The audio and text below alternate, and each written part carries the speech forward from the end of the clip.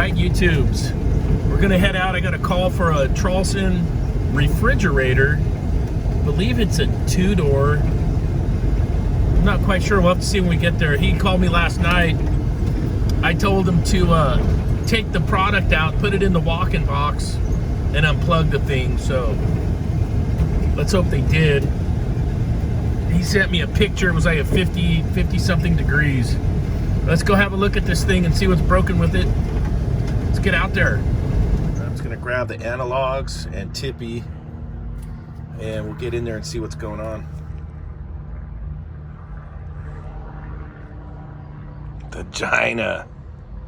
The inside of the vagina. The vagina. Oh yeah, that coil had iced up for sure. See all the water. We're gonna be in the vlog. Yeah, you want to be? Breakable 9.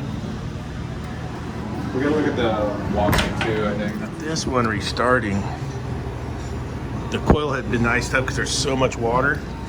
Look. But I gotta look at the walk-in. They want me to look at the walk-in too.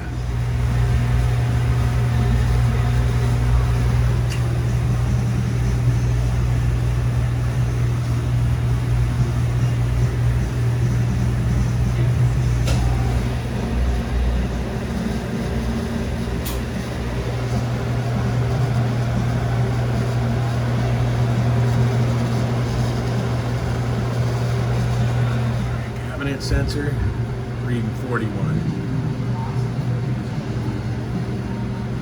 Evaporator sensor reading 47.5. No, breaker 19. That's not happening.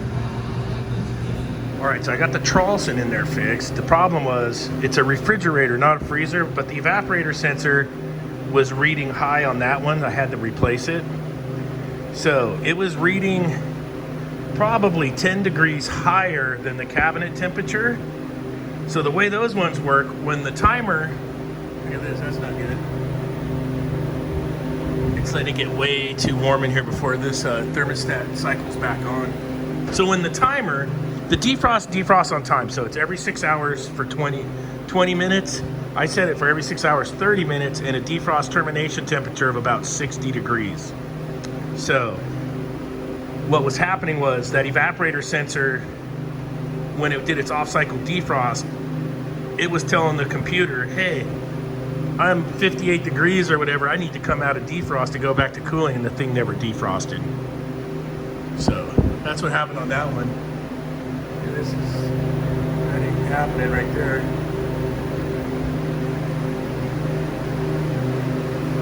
I want to check that stat. Show you guys this one. Let me zoom out. Zoom back in. So the stats set at around 40. The box is 46. It is a warm day outside today. And it's already off, look. So the stat's way out of calibration. I'm gonna replace this thermostat with an electronic for sure.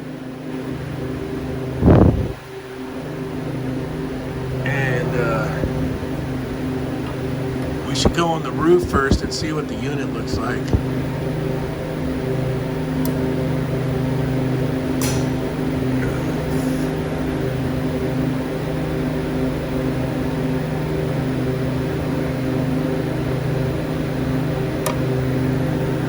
Oh, what a mess. See if this thing will cool off. The evaporator needs to clean out. Look at that. I need to wash both of these coils too.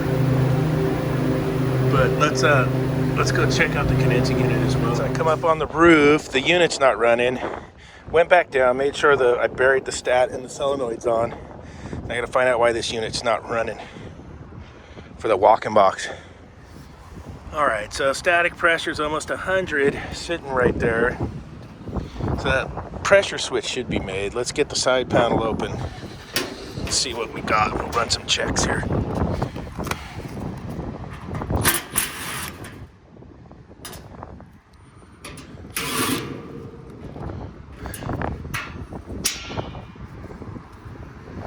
Not much to it.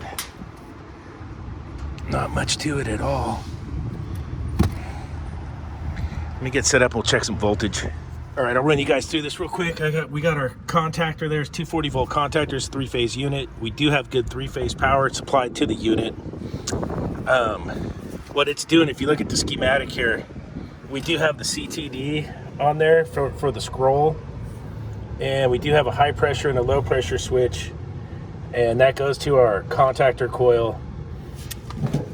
The feed out, so the brown wire right here comes over, half of the coil comes and gets hot right here.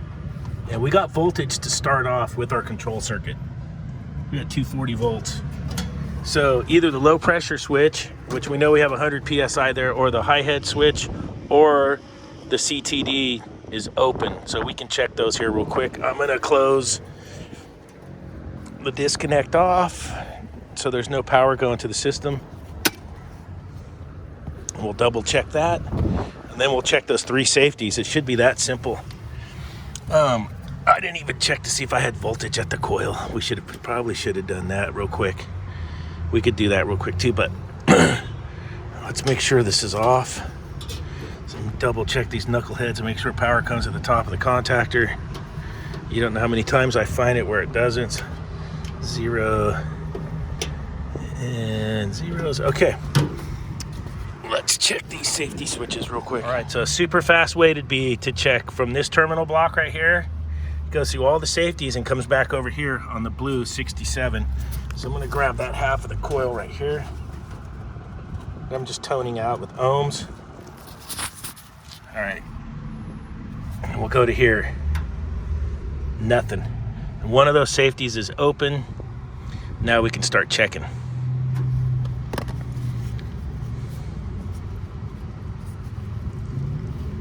So it all starts right here at 64, goes in, comes back out. If you look at the schematic of the Bomatic, 64 goes through that, comes back out 65. Where are you, 65? There you are. And then 65 carries on to the high pressure. This is real simple. So this is pretty simple. We'll come up here, 64 goes to our head pressure switch. Head pressure switch is good. These 2 here are the CTD. Comes off the discharge line, it's good. And then blue is our low pressure switch, right there.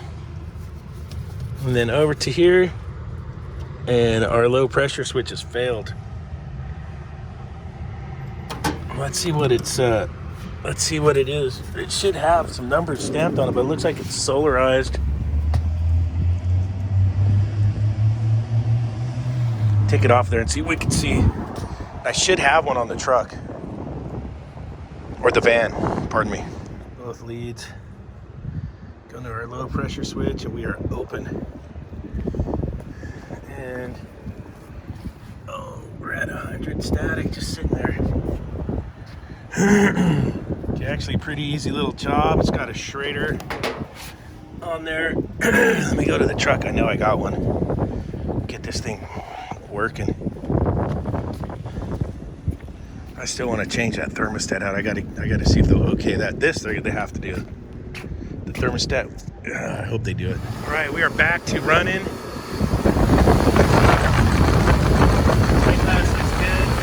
Clean. Let's see how we're looking here. I didn't gauge up on the high side.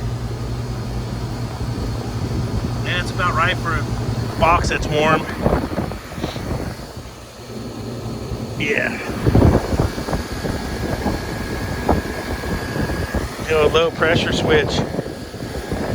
Not making on pressure rise. Intermittently though, it was weird. When I started working on the Traulsen, I thought the box was in a defrost because it would cool a little bit and then not cool. You can see the dew point in the box is terrible because all the bottles in there are sweating.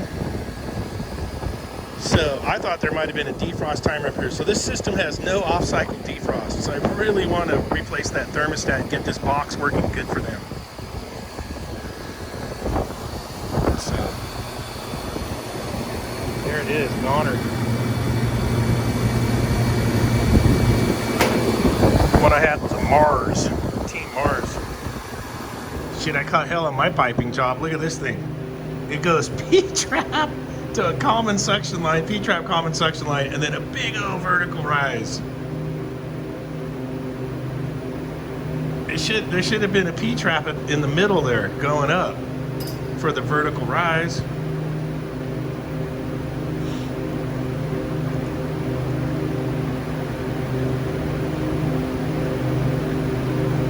Hey man, it is what it is. It is what it is. Look, I wouldn't have done that.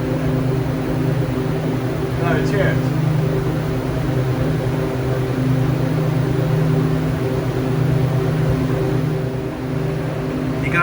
You gotta go P-trap, and then you have to come up inverted to the top of the suction line and over on both, and then a P-trap going up. That's their most busiest door.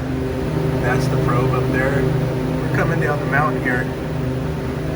I'm gonna put in a quote to wash these coils out, super deep wash, change the stat to a digital, and I'm gonna run the probe wire down to the middle and